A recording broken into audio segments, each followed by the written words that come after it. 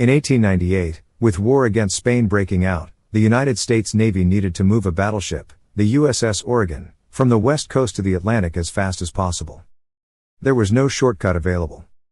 The Oregon had to sail nearly 14,000 miles around the entire tip of South America, through the brutal waters of Cape Horn, in a journey that took 68 days. American military planners were alarmed. If a real war broke out and the fleet needed to move quickly between oceans, 2 months simply wasn't fast enough. That voyage became one of the clearest arguments for something people had been dreaming about for nearly 4 centuries, a shortcut cut directly through the middle of the Americas.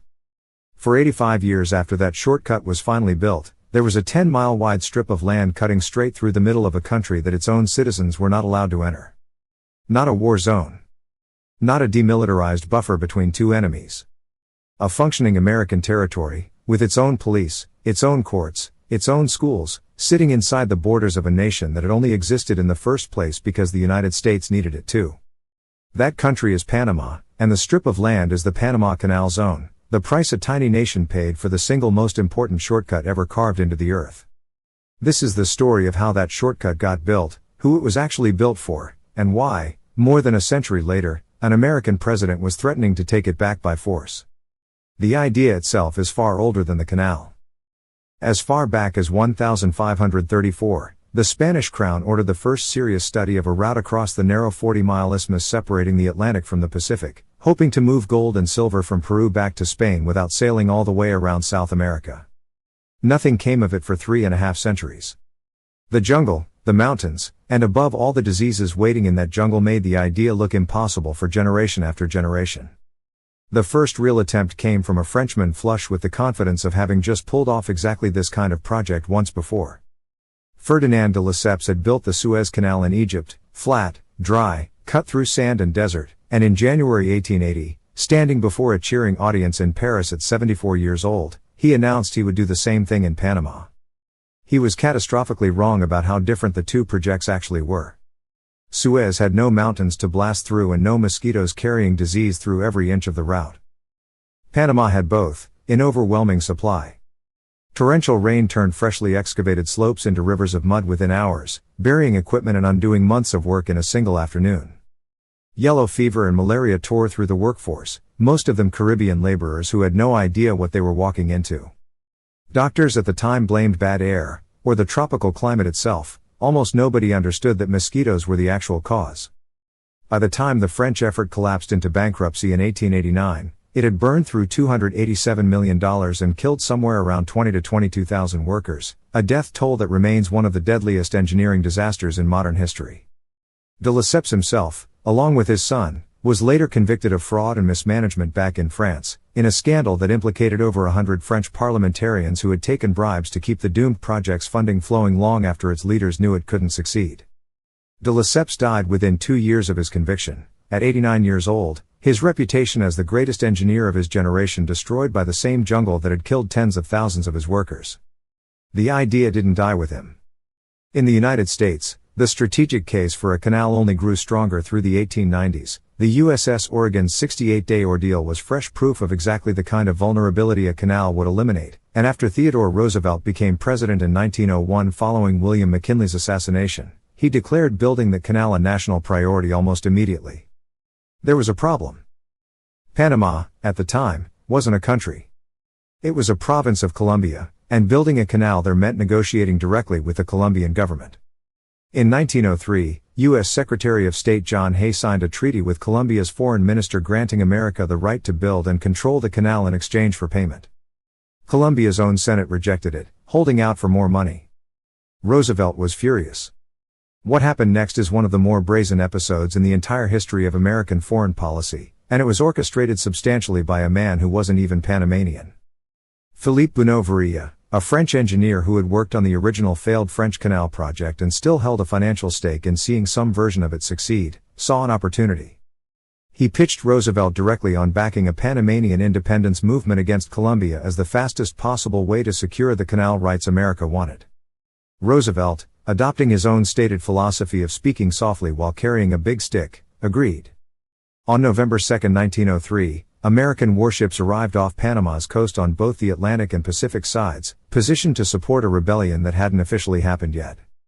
The following day, a small group of Panamanian conspirators, with Colombian troops in the area reportedly bribed to simply leave rather than resist, declared Panama's independence from Colombia.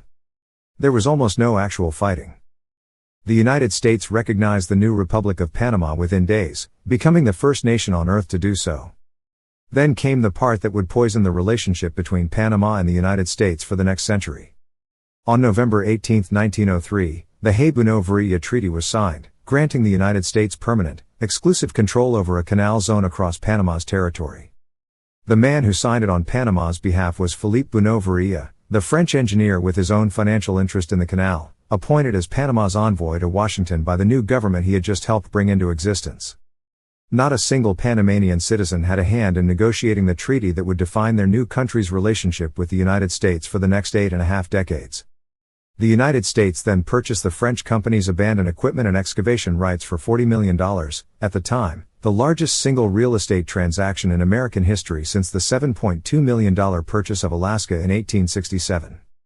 With the political groundwork laid, the actual construction became one of the great engineering achievements in human history, and one of the great public health achievements alongside it. After early struggles with a sea-level design similar to what had doomed the French, chief engineer John Stevens made the decisive call: instead of cutting a trench straight across the continent, they would build a system of locks and lift the ships themselves. His successor, George Washington Goethals, took the project to completion. The disease that had killed tens of thousands of French workers was defeated by one man in particular, Colonel William Crawford Gorgas, a physician who applied the then new understanding that yellow fever and malaria spread through mosquitoes, not bad air. Through aggressive mosquito eradication, draining standing water, treating swamps with oil, screening windows across the entire construction zone, workers sleeping under mosquito nets, Gorgas eliminated yellow fever from the canal zone entirely by 1906. Some at the time mocked the effort as a waste of resources better spent digging. Gorgas understood something they didn't: without defeating disease first, no canal would ever get built at all. The engineering that followed transformed what had killed the French into what would define the Americans' success. Ships entering from the Atlantic side would be raised nearly 85 feet through the Gaddon locks, not by engines or cranes, but by gravity alone, as millions of gallons of fresh water flooded into each chamber. From there, ships crossed Gaddon Lake, at the time the largest artificial lake ever created by human beings, before descending back to sea level on the Pacific side through the Miraflores and Pedro Miguel locks. The single hardest stretch of the entire route was the Culebra Cut, later renamed the Guiar Cut, a passage blasted directly through the Continental Divide, where landslides repeatedly buried tracks, destroyed equipment, and erased months of work in a single collapse, forcing crews to return again and again to the same stretch of rock. More than 40,000 workers eventually joined the project, arriving from Barbados, Jamaica, Trinidad, Spain, Italy, Greece, the United States, and dozens of other countries, different languages, different cultures, funneled into one of the most dangerous construction sites on Earth. American workers excavated roughly 240 million cubic yards of earth and rock in total, about 10 times what the Suez Canal had required. On August 15, 1914, the steamship Ankin made the first official transit through the completed Panama Canal. The achievement received far less attention than it deserved. Europe had descended into the First World War just weeks earlier, and newspapers that might have celebrated one of history's greatest engineering triumphs were filled instead with news of mobilization and the first battles of a war that would kill millions. What the United States controlled after 1914 wasn't just the canal itself. It was that 10-mile wide strip of Panamanian territory, the Canal Zone, with its own American police force, its own American courts, its own American schools and housing, populated by tens of thousands of U.S. citizens known as Zonians, cutting the small Central American nation of Panama physically in half. For most of the 20th century, ordinary Panamanians could not freely enter this zone that sat in the middle of their own country. That arrangement finally exploded into open violence in January 1964. On the 9th of that month, a group of Panamanian students marched into the Canal Zone attempting to raise Panama's flag alongside the American one at a local high school, asserting Panama's sovereignty over land that was, after all, still legally Panamanian territory. A scuffle broke out. The Panamanian flag was torn. Word spread across the border within hours, and thousands of Panamanians stormed the fence separating the zone from the rest of their own country. 3 days of rioting followed. By the time it ended, roughly 22 Panamanians and 4 American soldiers were dead, hundreds more injured on both sides, and Panama had formally severed diplomatic relations with the United States, taking its case to the United Nations and the Organization of American States. January 9th is still observed in Panama today as Martyrs' Day, a national day of mourning. The 1964 riots became the turning point that finally forced serious renegotiation. It took another 13 years, and a military coup in Panama that brought General Omar Torrijos to power in the meantime, before the United States and Panama signed the Torrijos-Carter Treaties in September 1977, an agreement, brokered under President Jimmy Carter, that dissolved the canal zone entirely by 1979 and set a firm date for the full transfer of the canal itself to Panamanian control, December 31, 1999. Before that date arrived, the relationship took one more violent turn. In December 1989, the United States invaded Panama outright, deploying tens of thousands of troops in an operation aimed at removing Panama's military dictator, General Manuel Noriega, on drug trafficking charges, a man the United States had, for years prior, worked with as an intelligence asset before turning against him. Noriega was captured, extradited, and imprisoned in the U.S. Finally, on December 31, 1999, in a formal ceremony, the United States handed full control of the Panama Canal over to Panama, ending the American presence on the isthmus that had begun with an engineered revolution nearly a century earlier. Many observers at the time doubted Panama could keep the operation running at the same standard. They were wrong. Panama modernized the canal's operations, invested in new technology, and continued attracting shipping companies from around the world without missing a step.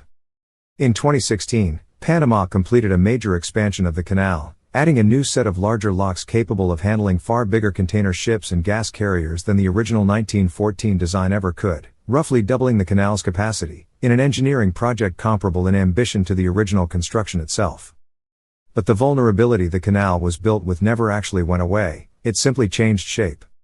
Every single time a ship passes through the locks, millions of gallons of fresh water flow out into the ocean, and that water has to be replaced by rainfall collected across Panama's own watershed. In 2023, Panama was hit by a historic drought, and Gatun Lake's water levels fell to their lowest point since at least 1965, the very year of the flag riots.